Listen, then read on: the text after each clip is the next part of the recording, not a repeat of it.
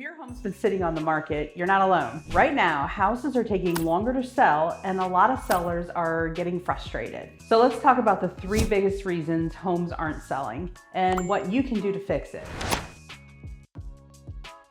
This is the big one. I know you're waiting on this. A few years ago, you could price high and still get multiple offers. Not anymore.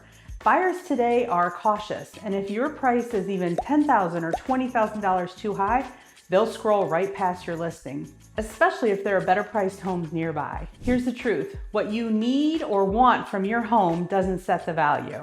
Buyers decide based on recent sales, usually in the last 6 months. The market has shifted and pricing has to reflect where we are today, not where we were 2 years ago.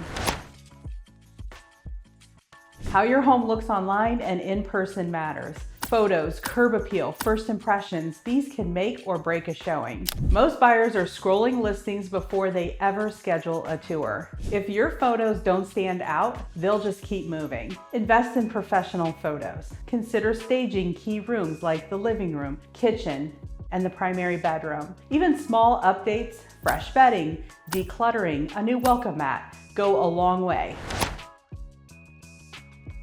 This one's simple but huge. If buyers can't get in to see your home, they're not going to buy it. I've seen homes sit on the market just because showings were too limited. Maybe the seller only allowed weekends, or they took long to approve appointments. But buyers often view multiple homes in one day, and if yours isn't available, they'll move on. The easier it is to schedule, the better your chances. Unfortunately, some folks have that instant gratification mindset. So if you're looking to sell in the greater Ashland County, Ohio area, I would love to help you. Welcome home.